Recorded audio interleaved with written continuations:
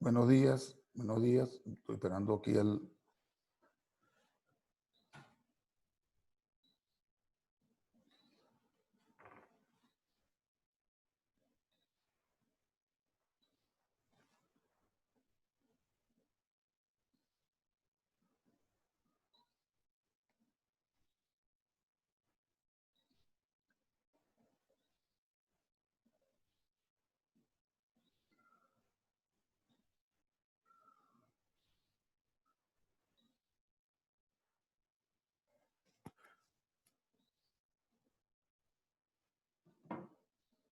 aquí veo al doctor Carballo.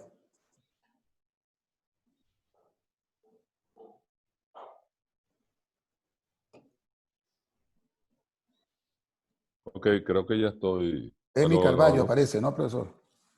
Mi Carballo es mi hija, Ok. sí. Buenos días a todos. Bienvenidos en nombre de la Sociedad Venezolana de Cirugía Ortopédica y Traumatología a este evento que llena grandes expectativas y que va, como todos ustedes saben, dirigido no solamente a los miembros de nuestra sociedad, sino también a sociedades afines, colegas y para toda aquella persona que tenga la intención de entrar en este maravilloso mundo, lo que es la lectura, los casos clínicos, la investigación, etcétera. Quiero agradecer la presencia de todos ustedes en el día de hoy y asimismo agradecer la presencia del doctor Camilo Restrepo, del doctor Gustavo García y del doctor Pedro Carballo, quienes nos van a acompañar en la mañana de hoy. Dejo con ustedes al doctor Pedro Carballo para que nos dé una palabra de bienvenida en nombre de la revista de la Sociedad Venezolana de Cirugía Ortopédica y Traumatología. Doctor Carballo, todo suyo los Bueno, micrófonos. buenos días a todos.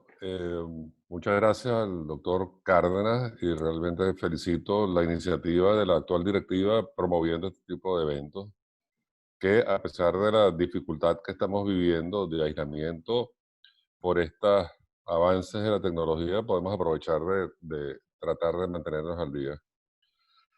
Al- Realmente este tema en particular yo lo veo con un gran beneplácito porque la fuente del conocimiento está en la literatura. Prácticamente la mayor parte de las cosas están escritas, pero todavía queda mucho por escribir. Entonces, así como este tema se trata de lo que es la evaluación de la literatura científica, por dónde empezar. Y con nuestro speaker invitado, el doctor Camilo Restrepo, que es el director de investigación clínica del Instituto Rodman en Filadelfia, Estados Unidos. Así como es evaluación de la literatura científica, debe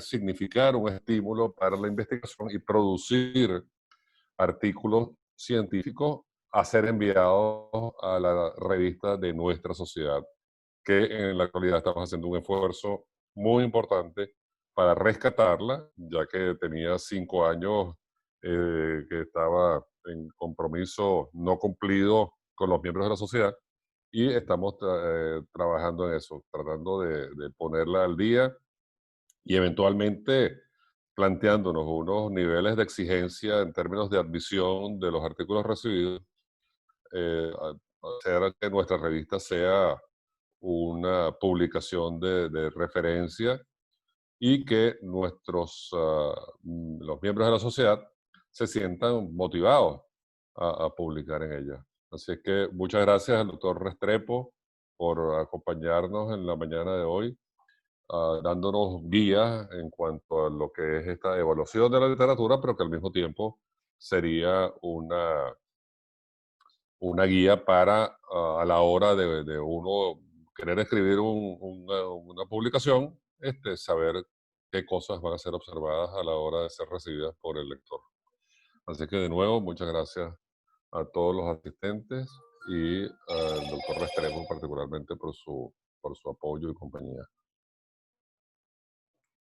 Gracias, bienvenido Camilo y doctor Pedro Carballo, gusto de verdad que esté con nosotros.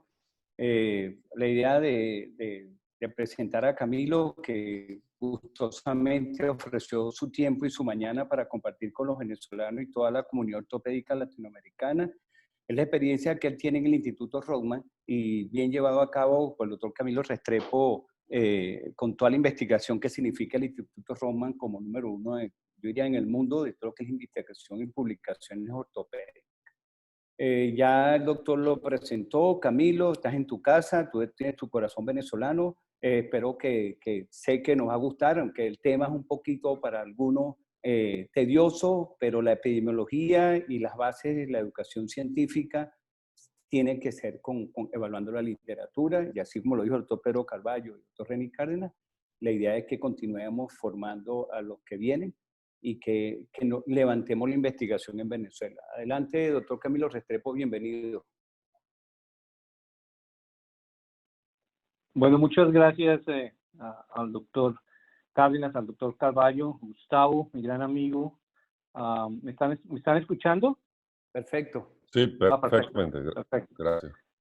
Quiero darles las gracias y ustedes los tres lo dijeron mejor que yo, o lo que voy a decir yo, es imprescindible que para poder evaluar lo mejor sería partir de tener suficiente experiencia en nosotros mismos publicar. Y vamos a ver una serie de diapositivas donde voy a explicar estos conceptos antes de entrar de lleno a lo que venimos a ver hoy, que es la evaluación de la literatura. Okay. ¿Están viendo la diapositiva? No. No, todavía. Un segundo. Un segundo. Un segundo. Estoy ya aquí.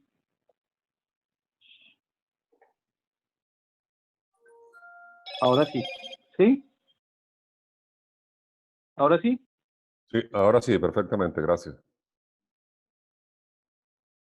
Bueno, lo primero que quiero aclarar es que yo no soy ni epidemiólogo ni bioestadístico.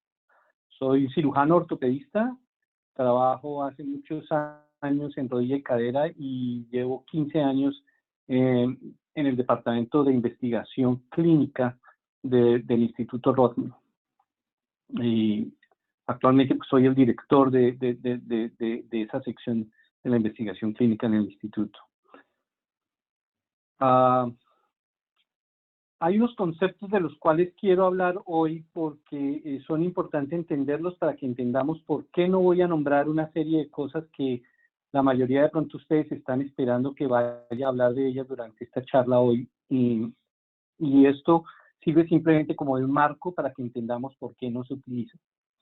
Hay un concepto que empieza, que se llama la distribución de Pareto, es un concepto que ha recibido otros nombres, principio de Pareto, regla del 20-80, 80-20, y simplemente fue un concepto que hizo un italiano, que era un ingeniero civil, en 1906, ya hace más de 100 años, donde quiso, él era sociólogo, economista y cirujano, ingeniero civil, perdón, y quiso hacer una fórmula matemática para ver cómo era que se distribuía la riqueza en su país.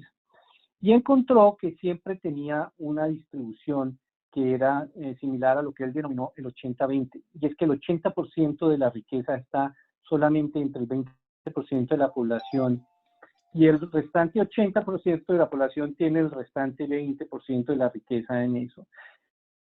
Y lo curioso de esto es que durante los años de la Segunda Guerra Mundial, un lingüista en Estados Unidos de apellido Sip empezó a mirar la producción literaria de los manuscritos americanos y encontró, tabulando, él no hizo fórmulas como las que hizo Pareto, sino tabulando el número de palabras que se encuentran en los textos, encontró que 20% de las palabras de todo el léxico americano correspondían al 80% de las palabras que aparecen en un texto.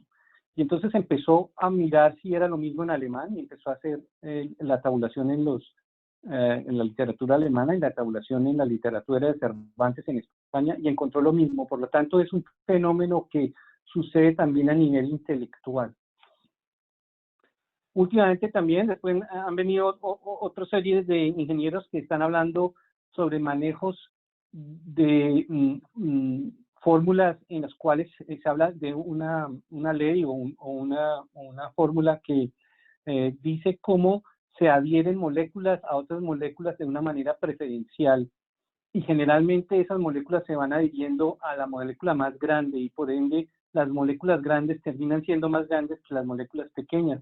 Pero no es un fenómeno únicamente en laboratorio, lo pueden hacer con clips de papel. Si una persona le ponen clips de papel enfrente y los empieza a pegar uno por uno con los ojos vendados, al final cuando los mira, ha hecho una cadena de 15, luego una cadena de 13, luego una cadena de 11 y así, y si la pone, va a tener la misma distribución que la distribución de Pareto. O sea que hay una serie de conceptos que están mostrándonos que la distribución normal que nosotros conocemos, la distribución que nos han venido enseñando nuestros profes y la literatura, la distribución de Gauss con una distribución normal, es simplemente un modelo matemático ideal, con el cual se han generado una serie de valores, como los valores de significancia estadística, el valor de P, el valor alfa, y unos intervalos de confianza, y en realidad, al parecer, todos los fenómenos, tanto naturales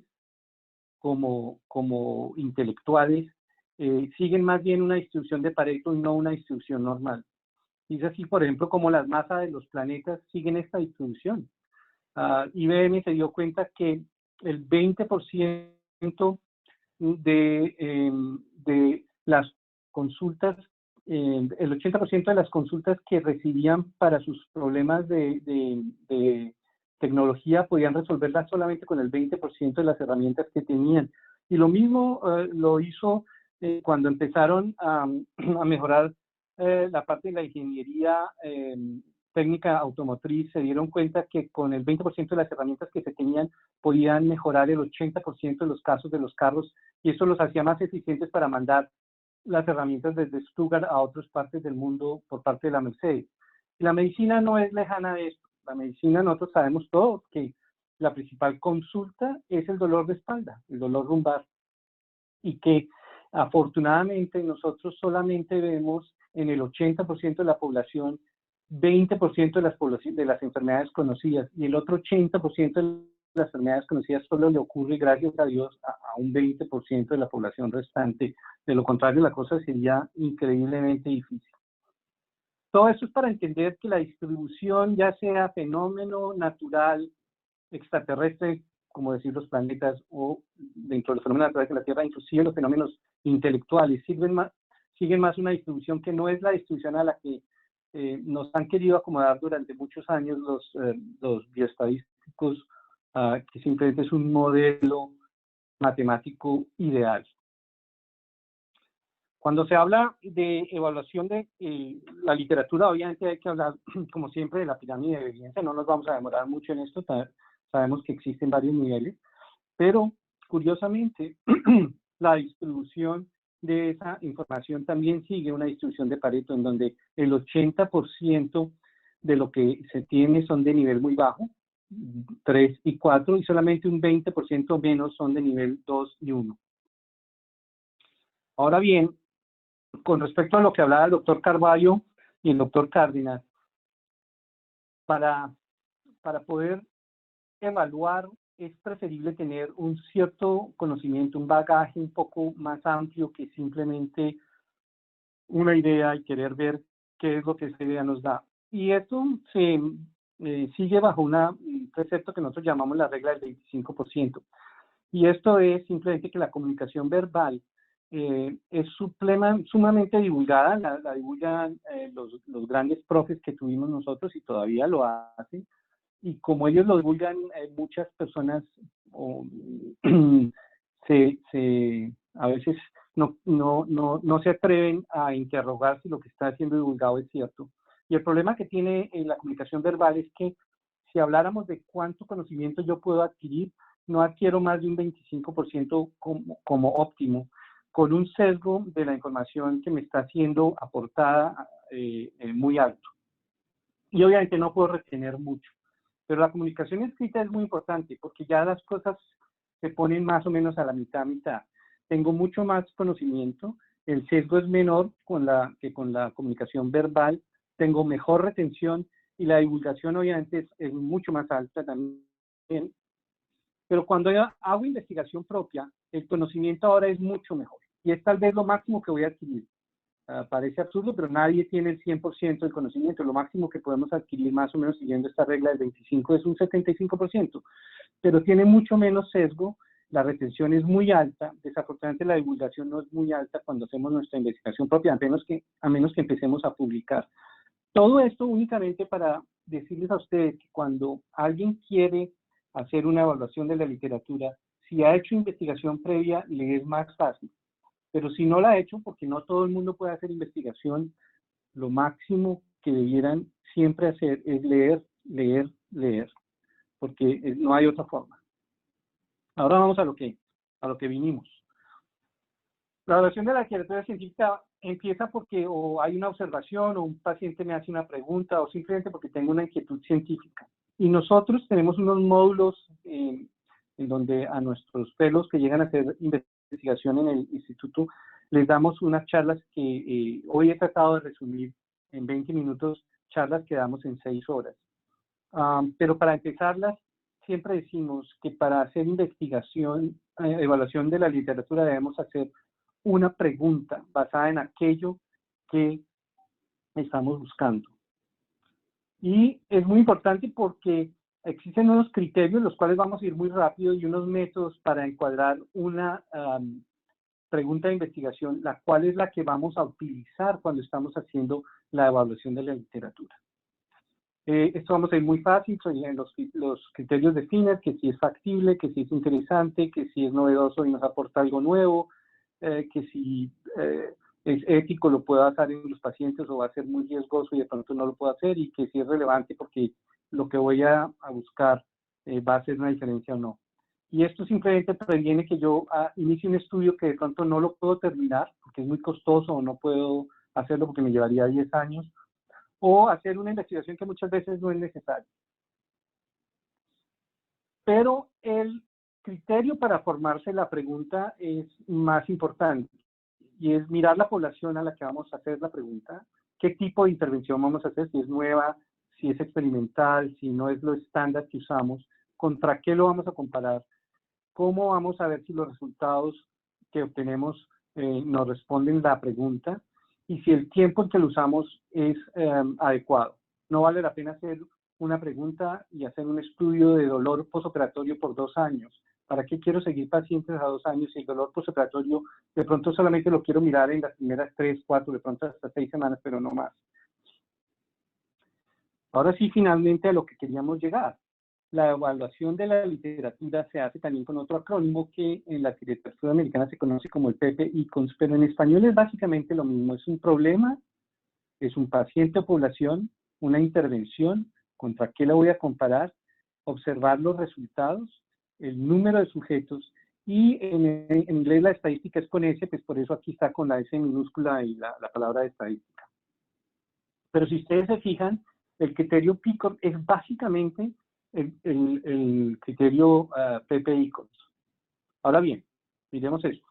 Esto es básicamente lo que usted necesita para hacer una evaluación de la literatura científica. Buscar el problema y evaluar si el problema es bastante cercano a la pregunta que usted se hizo. Si la población que está siendo evaluada en ese estudio es la que usted está haciendo. Si usted está interesado en algo que se hace en personas entre 65 y 80 años, porque esa es su población, y el estudio estaba básicamente mirando a personas entre 35 y 40, probablemente le dé una idea de qué debe hacer y qué no debe hacer, pero existe un riesgo de que no lo pueda aplicar en su población, a que cuando lo aplique en su población los resultados sean diferentes. Mire si la intervención que está buscando es la intervención que está siendo explorada en el artículo. Mire si lo están comparando con lo que usted piensa comparar, y establezca si los resultados contestan su pregunta. En cuanto al número de sujetos, es un poco difícil. La comprobación necesaria para saber si el número de sujetos es suficiente ha sido por los bioestadísticos en consenso determinada como un número que muchas veces ha sido discutido, y algunos dicen que deberían ser alrededor de 400 pacientes. pero yo me pregunto cuántos estudios hemos mirado nosotros, hemos leído y nunca han llegado a 400 pacientes. Por lo tanto, este no es un corte adecuado y es muy difícil establecerlo. Se establece más bien por una serie de evaluaciones en cuanto a los tipos de error que produce la literatura, que los veremos más tarde.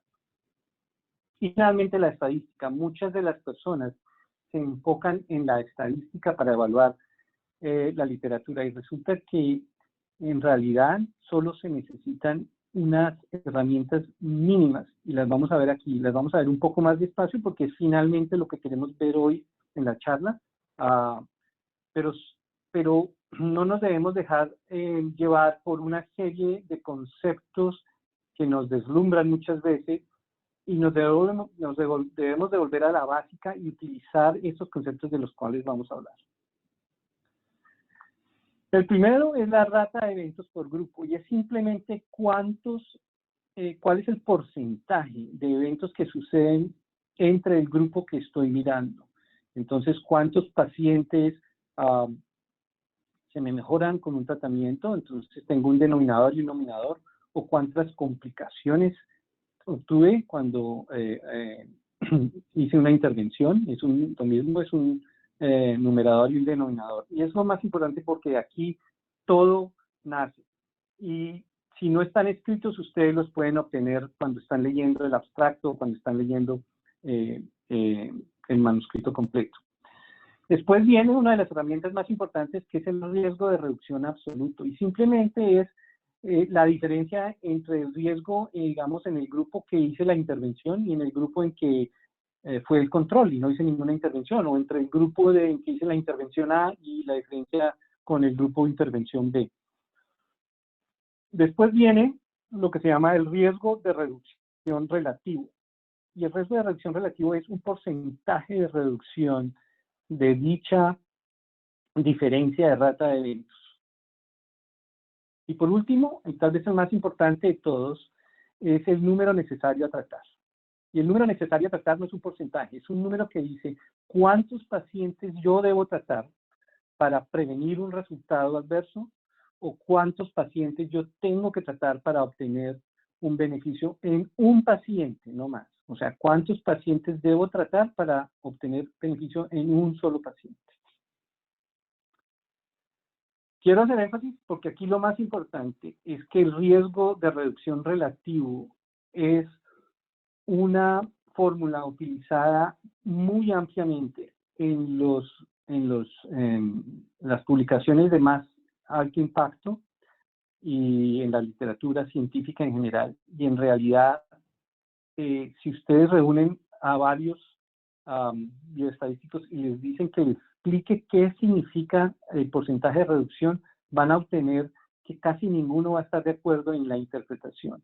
Lo único que se sabe es que sobreestima los valores dados por la reducción del riesgo absoluto y por lo tanto introduce un sesgo en la literatura. Pero ustedes van a ver que mucha de la literatura que ustedes leen habla de riesgo de reducción relativo.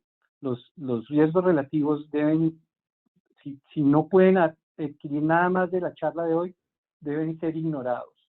La razón por la cual es porque muchas veces cuando un riesgo de reducción absoluto no alcanza a ser estadísticamente significativo, las personas, por ejemplo las farmacéuticas y los bioestadísticos, imponen el riesgo de reducción relativo para aumentar este número y de una manera poder decir que la diferencia sí fue significativa. Por lo tanto, en realidad están exagerando una observación y están introduciendo riesgo. Y es frecuentemente utilizada, desafortunadamente.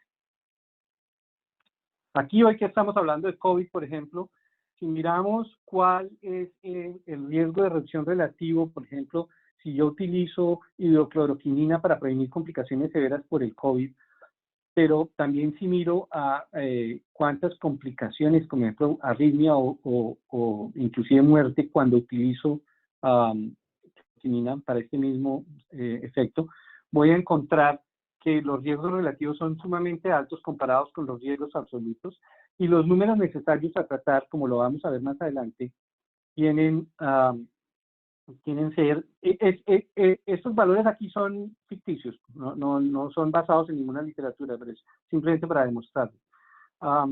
Los números necesarios a tratar son 6, quiere decir que yo debo tratar 6 pacientes, por ejemplo, en este ejemplo ficticio con hidrocloroquina para prevenir complicaciones severas.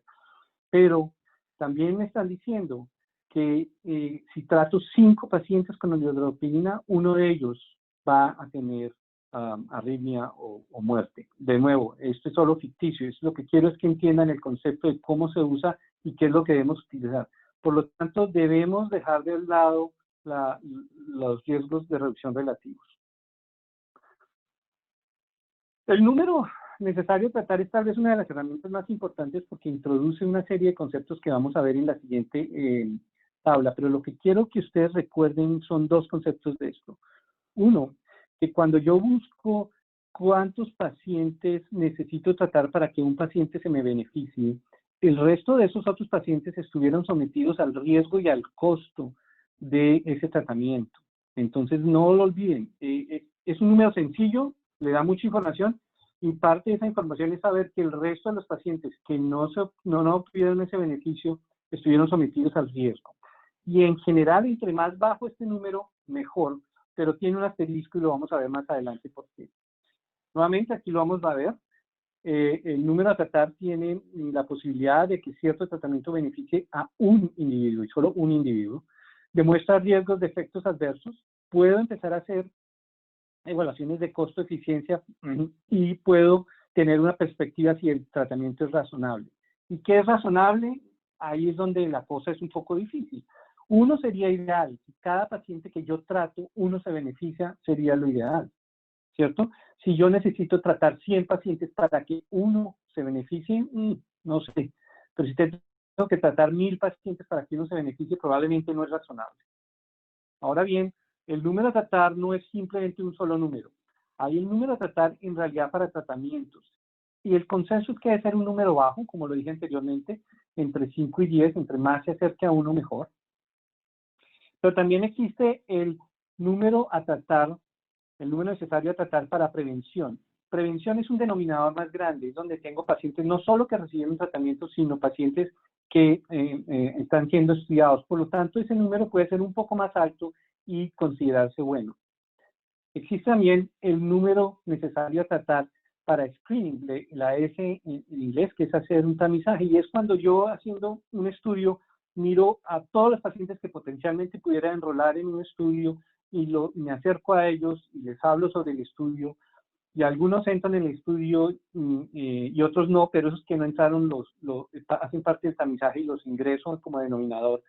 Y a los que ingresan en el estudio, algunos los tengo que excluir porque no cumplieron con ciertas condiciones, y a los que cumplieron las condiciones los sigo estudiando, y algunos se retiran porque tienen su derecho y se quieren retirar. Al final quedan solamente los que traté y los que no traté, pero el denominador encompasa todo el grupo en general y por eso es un número grande. Es muy poco utilizado, es más para epidemiología. Y existe el único número necesario a tratar que no tiene la T, y es el número necesario a tratar, el número necesario a, como dicen los americanos, a hurt, a herir o producir daño. Y este es el que yo decía que tiene un asterisco, porque este es el único que queremos que sea sumamente alto.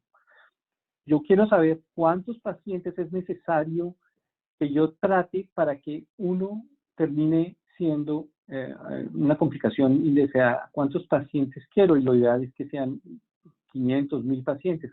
Por 1000 pacientes tratados, uno me produjo arritmia. Eso sería lo ideal. Esta tabla nos muestra cómo, por ejemplo, la antibiótico triple para erradicar el H. pylori es del 1.1 en cuanto al número necesario para tratar. Quiere decir que si yo trato 11 pacientes, 10 se benefician, se erradican. Es uno de los mejores números necesarios para tratar. En cuanto al dinitrato de isosorbide para prevención de angina, es número 5. Acuérdense que en la prevención yo puedo aceptar números más altos y se considera bueno. Pero si miramos el misoprostol para prevención de cualquier complicación gastrointestinal para pacientes que utilizan AINES, es de 166. Entonces, yo me pregunto, ¿valdrá la pena el costo que tiene y someterlo a utilizar misoprostol cuando solamente voy a prevenir que un paciente me produzca alguna complicación gastrointestinal después de haber tratado 166 pacientes? En cuanto al diagnóstico, el diagnóstico es un poco más difícil, la literatura para dolor diagnóstico, y la colaboración Cochrane ha diseñado en el 2003 una metodología que se conoce como QUADAS en inglés, pero en realidad lo que quiere decir es una evaluación cualitativa de la certeza de esas pruebas diagnósticas en los estudios que estamos evaluando. Y fue reevaluada en el año 2009 y como lo dije anteriormente, es basada en la fundación o colaboración Cochrane y es la forma adecuada de hacerla. Es un poco más difícil, hay que leer, es gratis entrar a Cochrane y obtener cómo se hace, pero lo que busca es saber si las pruebas diagnósticas tienen un alto o bajo sesgo y si pueden o no ser aplicadas a la población que estamos evaluando. Y tiene unos dominios, unas que hablan de, y en estos dominios evaluamos tanto sesgo como aplicabilidad, selección de paciente, pruebas índices, patrones de referencia, flujo y tiempo. Por ejemplo, si una prueba se hace a las 48 horas y resulta que los marcadores desaparecen en 24 horas, probablemente esa prueba entonces es absurdo hacerla a las 48 horas, debe hacerse a las 12, 18 horas. O viceversa, se hace muy temprano y de pronto los marcadores empiezan a aparecer solamente a la semana. Existen unas fases que miran si la certeza diagnóstica se puede comparar con alguna definición que ya está aceptada, o si no, si hay un consenso, y generalmente, idealmente, mucho más de solamente 2 cirujanos. Y nos podemos, si no viene en la literatura, podemos construir un flujo para ver cuáles fueron los criterios de inclusión de los pacientes y ver si hay sesgo en la selección de los pacientes, aplicando los riesgos de sesgo y aplicabilidad. Y al final obtenemos unos diagramas como estos, en donde podemos ver si las proporciones de riesgo son bajas o altas, y si es cuestionable o no la certeza de esa prueba diagnóstica cuando se utiliza en contra a referencias estándar y si fue aplicada adecuadamente en una selección de pacientes adecuadas. Otro de los conceptos importantes que se debe mirar hoy en día en la literatura es la mínima diferencia de importancia clínica, en inglés es el MCID, y esto lo que es simplemente es la diferencia que tiene, que es capaz de discernir un paciente entre un resultado y el otro. Uno de los más frecuentes evaluaciones con mínima diferencia de importancia clínica es la escala análoga de dolor, la escala análoga visual de dolor. Las diferencias mínimas de importancia clínica tienen que ser ajustadas a cada población que nosotros estudiamos, pero se acepta que puede utilizar de alguna manera para hacer los estudios de muestreo la determinación de diferencia mínima ya publicada en algunos artículos. Por ejemplo, para dolor es de 2.5. Esto quiere decir que si a mí un papel me dice que la reducción con determinado antiinflamatorio hizo que los pacientes que tenían 8 pasaron a 6 y es estadísticamente significativo con un valor P de 0.0001, yo puedo saber que era necesario que hubieran saltado 2.5 para saber que el paciente en realidad fue capaz de determinar esa diferencia clínica entre sentir 8 y sentir 5.5 y no 6. Sirve, como lo dije anteriormente, para el cálculo de la muestra, nos ayuda a minimizar falsos positivos, por lo tanto evitamos el error tipo 1, y nos ayuda a minimizar falsos negativos, por lo tanto también podemos evitar el error tipo 2, es el cual cuando a veces vemos que no hay diferencia entre un procedimiento y otro, y creemos y escribimos y nos atrevemos a decir que no existió diferencia entre un protocolo A y un protocolo B, probablemente estamos incurriendo en un error tipo 2 porque no hubo suficiente muestra. Ahora, como todo, no se escapa de algunos problemas. Si la diferencia mínima es muy baja, puede sobreestimar los tratamientos. Y si es muy alta, lo mismo, puede subestimarlos. Hay que tener cuidado con esto. ¿Qué hacemos con los metaanálisis que los encontramos con alguna frecuencia? O los queremos evaluar porque nos parece que son el culmen en la pirámide y queremos ver qué es lo que debemos buscar en ellos. Como lo decía el doctor Cárdenas y el doctor Carballo, lo mejor es hacer estudios para poder después tener mayor bagaje y poder hacer una mejor evaluación de la literatura. La colaboración Cochrane, de nuevo, tiene una herramienta muy útil que se llama el Red Manager 5 y lo pueden bajar, es gratis, lo pueden instalar. Y la ventaja que tiene el Redman 5 es que es una guía completa de cómo debo hacer el metaanálisis. Me ayuda con la búsqueda bibliográfica, cómo la debo hacer, y qué bases de datos debo buscar, cuáles son los parámetros de los términos mesh que debo utilizar para buscar mi literatura que quiero incluir. Tiene un software inclusive que lo lleva a hacer un arbitraje de selección de artículos donde varias personas pueden entrar al mismo tiempo y discutir los artículos para ver si los deben ser o no incluidos, y al final entre el grupo se establece que alguien, si hay discrepancias, puede hacer el arbitraje. Hace análisis de heterogeneidad de los artículos publicados y el nivel de sesgo de publicación. Esto lo hace mediante unos diagramas que se conocen como de embudo invertido o funnel, y básicamente lo que quieren decir es que si sus artículos mediante la aplicación de esta herramienta se acercan a la línea central, entre más arriba estén en el embudo, deben estar más cerca a la línea central. A medida que van bajando en ese cono invertido, pueden alejarse un poquito, pero no demasiado, para poder decir que tienen un bajo riesgo de sesgo o un alto riesgo de sesgo, porque cualquier interpretación e inferencia que usted haga con los artículos involucrados en el metaanálisis va a depender de qué tanto sesgo tenía.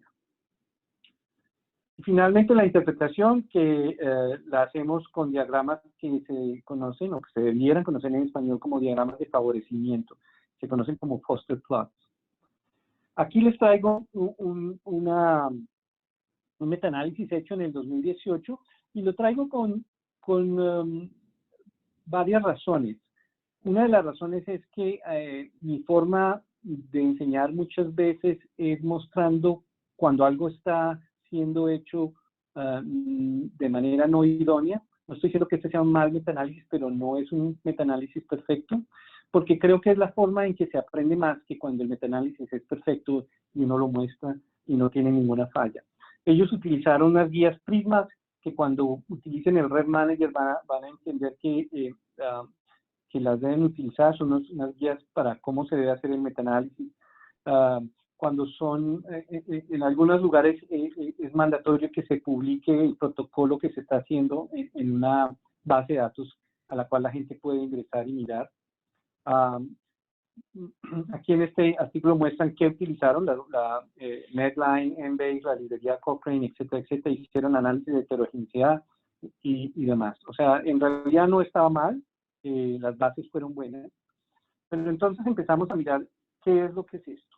Los Foster, los análisis, los diagramas de Foster lo que nos dan es qué variable que estoy estudiando se favorece más con los dos o más, en este caso, idealmente, dos pruebas que estoy poniendo en contraste, la intervención contra otra intervención o la intervención contra el control. Pero lo importante aquí que quiero recalcar es que este estudio incluyó artículos que no eran randomizados e incluyó aquí abajo artículos que eran randomizados. Y luego sacó las resultantes finales de los pesos específicos. Ustedes ven que hay unas cajitas verdes que tienen unos tamaños más grandes y más pequeños y nos dan los pesos específicos de los artículos incluidos. Y si esos resultantes finales tocan el número 1, no se consideran significativos. Pero ellos reúnen las dos significancias, las de los artículos no randomizados y randomizados, y las mezclan y las ponen en uno solo, y quieren darle a entender que el procedimiento de la osteotomía tibial alta, en este caso, favorece el rango de movilidad contra el reemplazo unicompartimental de rodilla, lo cual no es cierto. Otra de las causas que me llamó la atención, o de los problemas que tiene este metaanálisis, es que normalmente ustedes quieren hacer, sacar diagramas de favorecimiento o forest plots, pero no con una acumulación de todas las posibles complicaciones, idealmente infección aparte, discrepancia de longitud aparte, problemas cardiovasculares aparte, pero seguramente cuando usted empieza a hacer el análisis se encuentra que ninguno le da lo suficiente o no tiene suficientes artículos y todo lo encompasa en una sola variable que la llamaron complicaciones. Y nuevamente hacen lo mismo que hablábamos, hacen estudios no controlados, estudios controlados, miran y si la suma de los dos resultantes favorece o no, en este caso, el reemplazo unicompartimental, lo cual no es cierto. En cuanto a pirámide de evidencia, recordemos que el metaanálisis y revisión sistémica es en estudios aleatorizados, randomizados. Si no lo es, deja de ser un nivel 1 y se convierte muy probablemente en un nivel 2 o 3, dependiendo de los estudios que estoy analizando. Tengan siempre eso presente.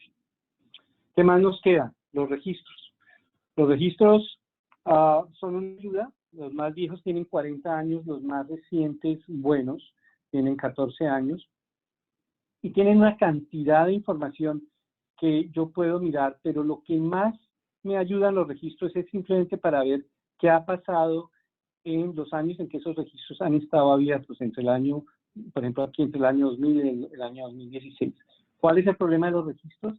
Los registros no son mandatorios, no existe una ley que diga en estos países donde existen que todo el mundo debe incluir sus resultados, simplemente están hechos por cirujano.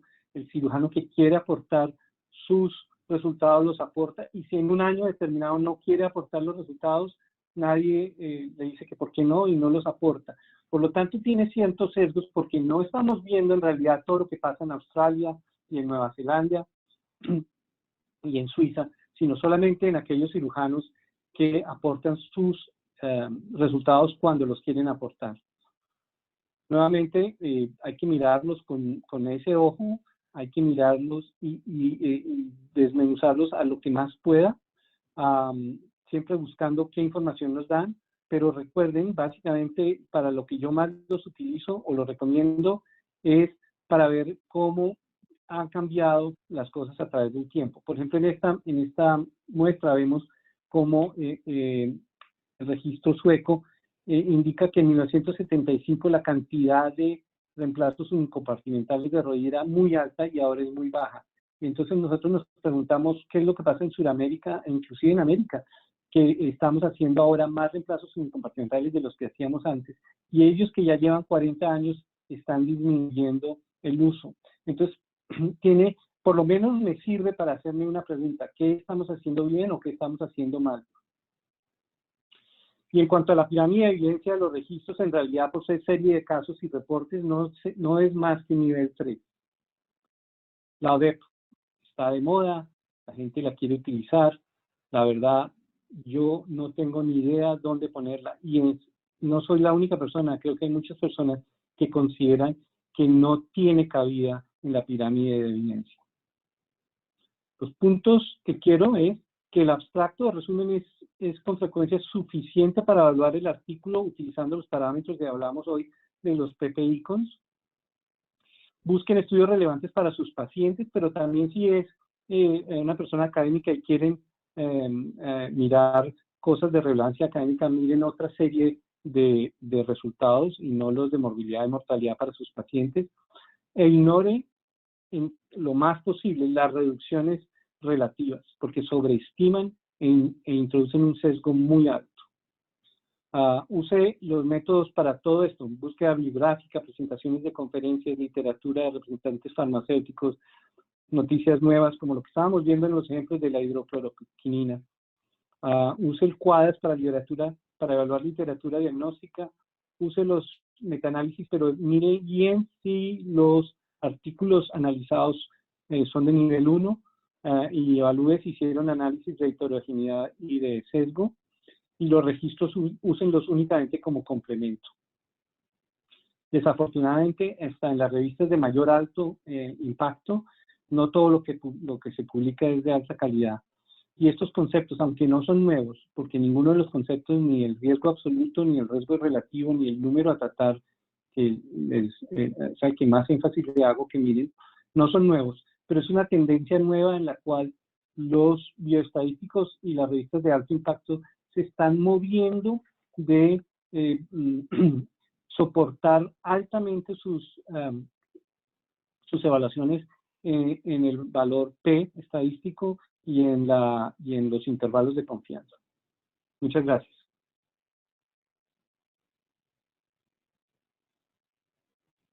Doctor Carvalho.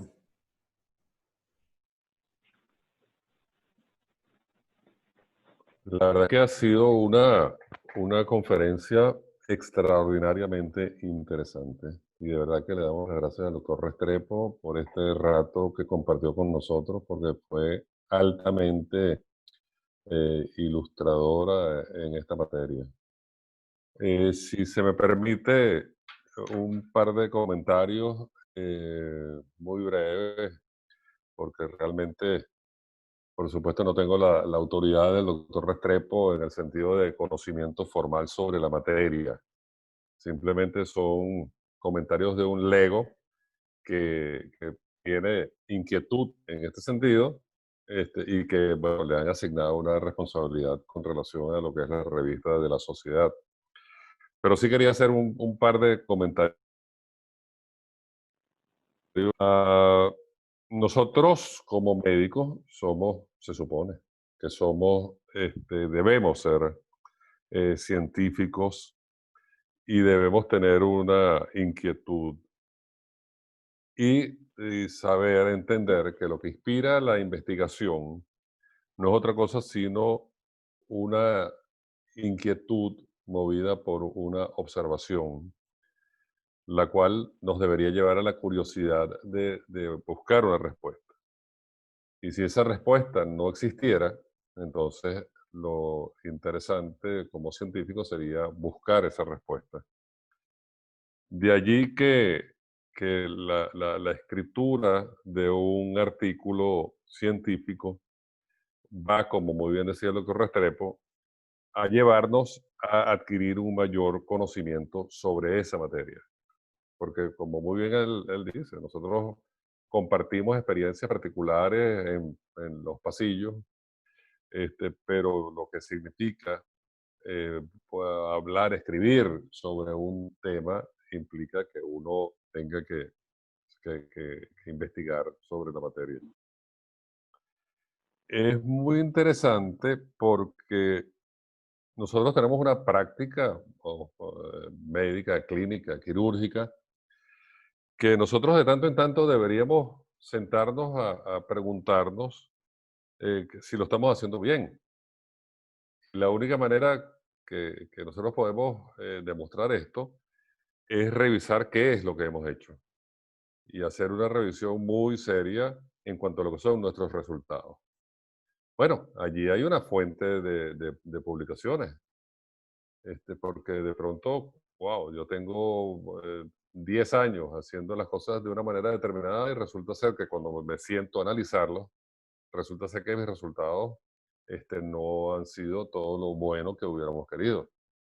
Entonces, si nosotros somos realmente, tenemos la inquietud y la aspiración muy, muy natural, por cierto, de querer hacer las cosas bien, es de una exigencia natural que revisemos lo que hemos hecho hasta hoy para saber si lo hemos hecho bien.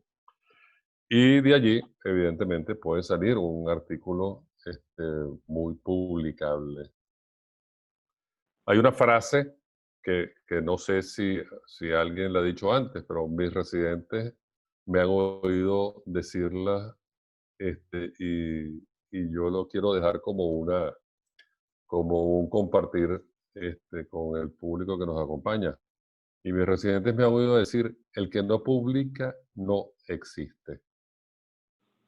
Entonces nosotros, motivados por la curiosidad científica, cónchale, deberíamos investigar sobre X tema que nos llame la atención y de allí sacar una publicación, la cual eventualmente contribuiría con nuestra revista. Muchas gracias. Solamente quiero hacer una cosa. Investigar no es fácil.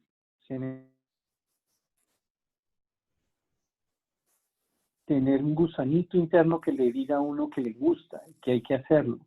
Es necesario, estoy de acuerdo, pero requiere mucho tiempo y a veces también la infraestructura no lo permite. Los registros se pierden, las radiografías se destruyen, no encuentro a los pacientes, es difícil localizarlos. Si algo pueden hacer, empiecen por los metaanálisis. Ese software es gratis, lo pueden bajar, les ayuda a hacerlo.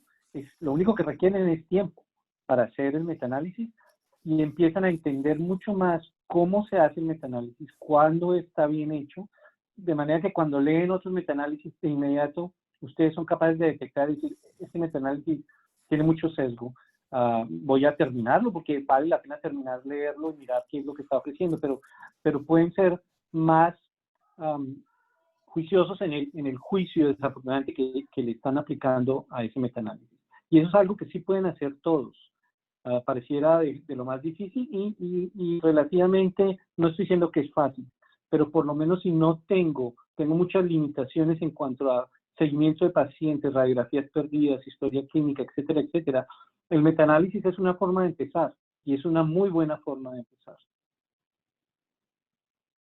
Gustavo García, ¿alguna votación? Gustavo. Ya va, Gustavo, que como usted se salió, déjame... Está mudo.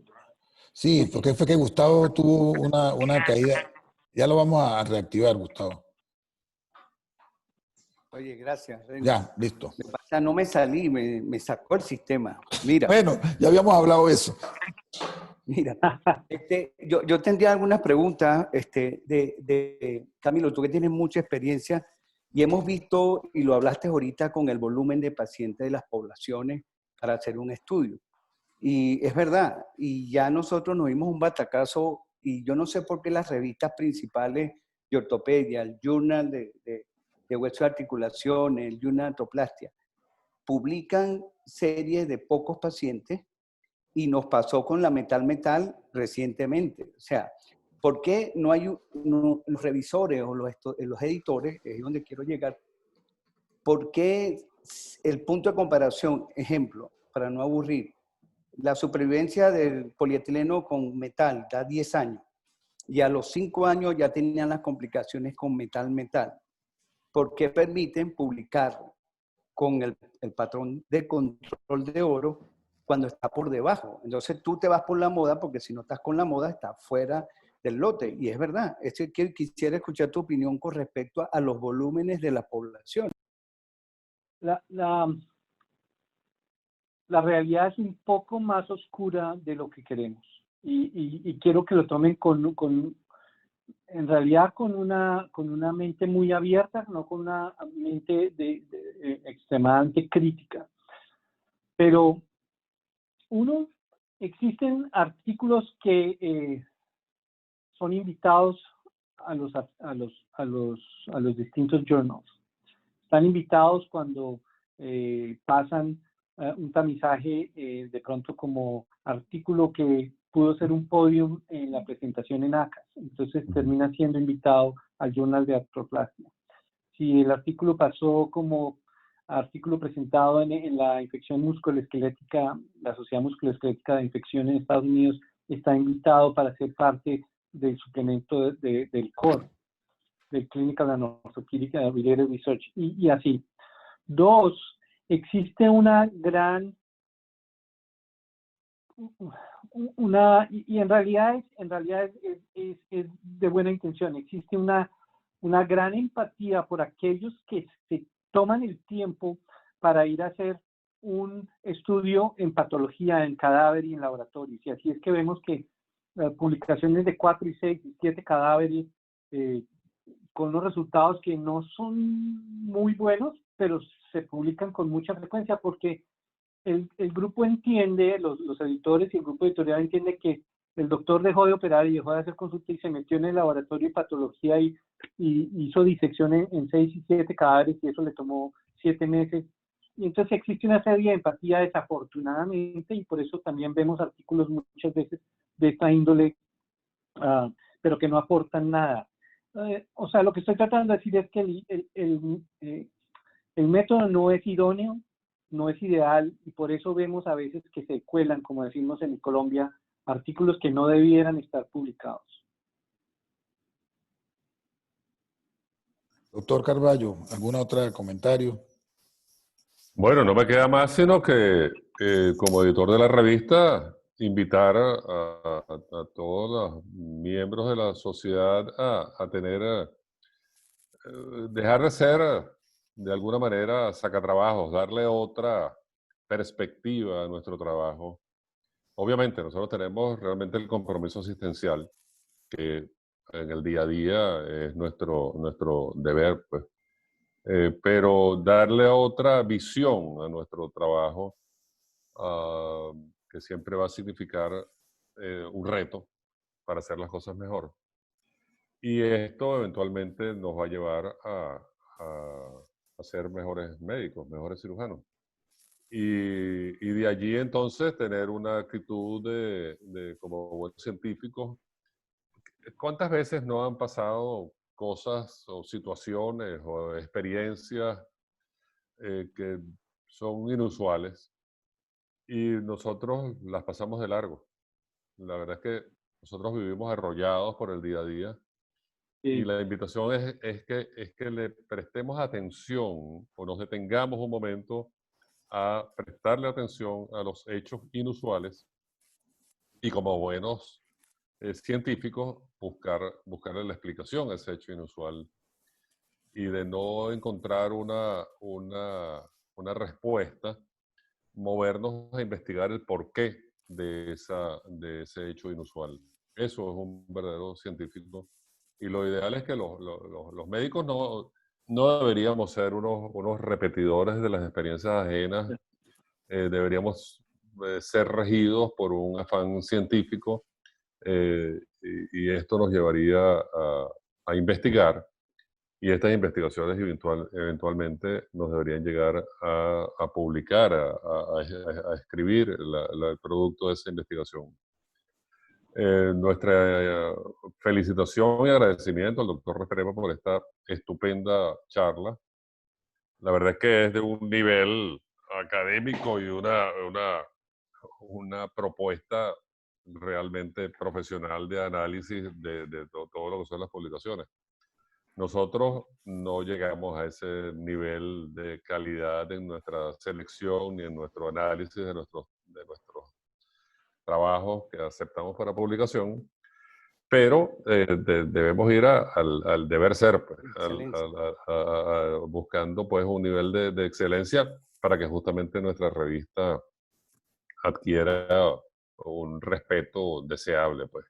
En este momento, como les dije al comienzo, estamos realmente afanados en rescatar la revista. Teníamos algunas propuestas de artículos enviados para publicación que hemos desechado porque no satisfacen pues, los niveles que debe tener una revista que se respete a sí misma. Y bueno, esperamos pues que en nuestros agremiados surja esta inquietud para ser verdaderos médicos, cirujanos, científicos, inquietos, en búsqueda de la verdad y de la excelencia. Gracias, doctor Carballo. Sí, Doctor, yo tengo más una preguntas. sola- Adelante, sí. Camilo. Una cosa que quería decirle al doctor Carballo cuando se rechazan los artículos que les llegan.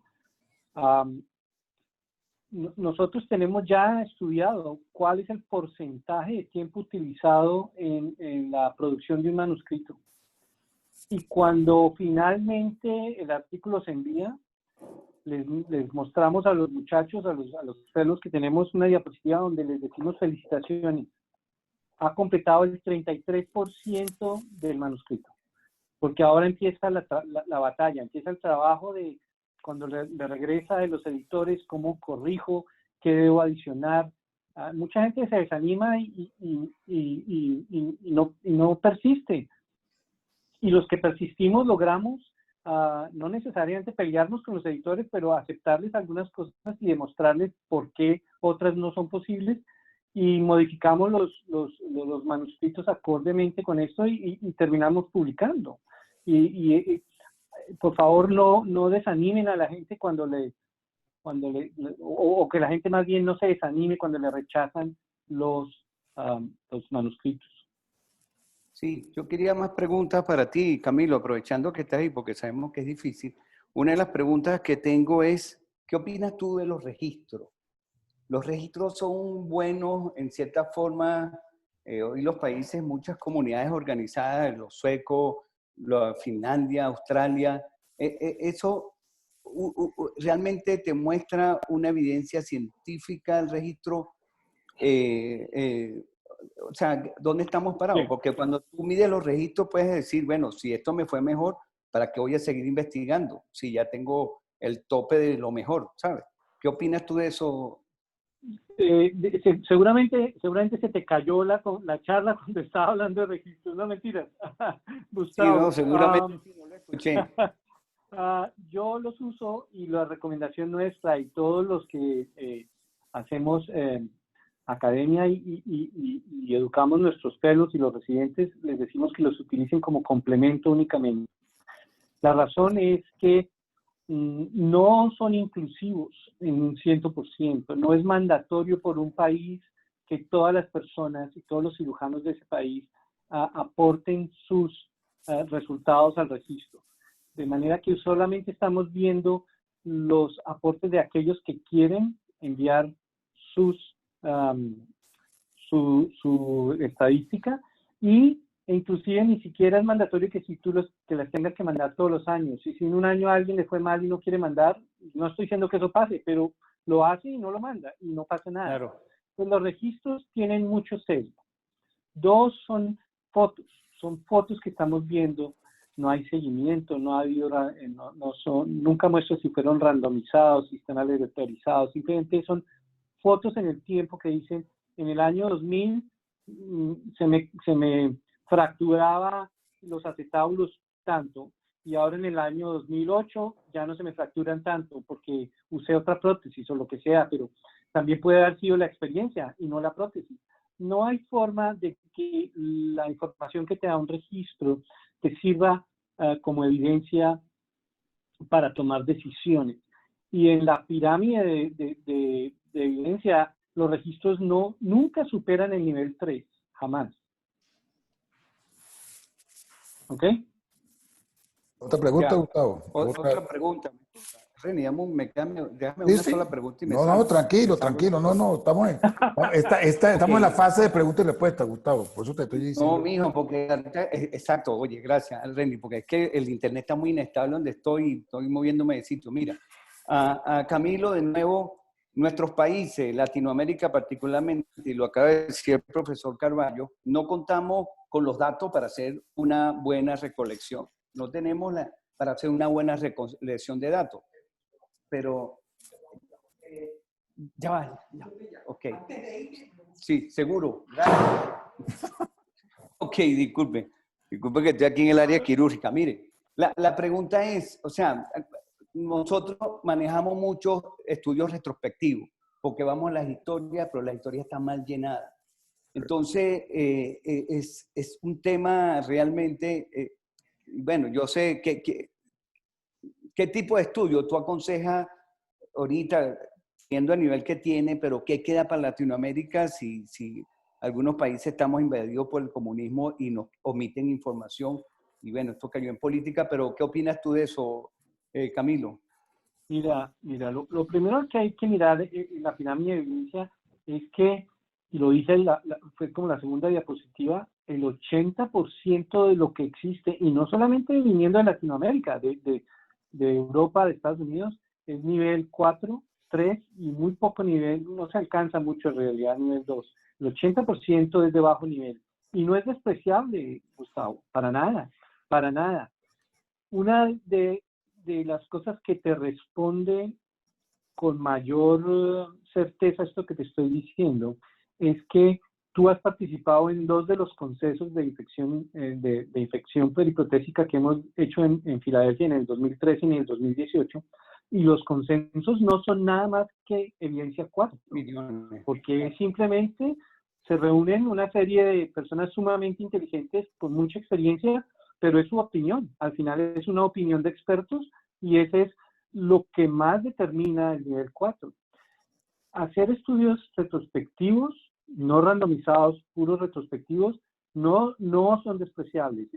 Tienen alguna información que puedes obtener. Si tú logras representar que a pesar de que no hiciste una randomización y separaste un control y una intervención y los controlaste seguida de una manera muy acuciosa, seguido por 3, 4, 5 meses, 1 año, 5 años, pero logras demostrar de manera retrospectiva que hubo una diferencia entre aplicar el protocolo A y aplicar el protocolo B y sin usar estas fórmulas ficticias que aumentan esas diferencias como la reducción del riesgo relativo, sin utilizando riesgo absoluto y número necesario para tratar, te los reciben en cualquier parte. Una aplicación bien hecha no siempre tiene que ser prospectiva.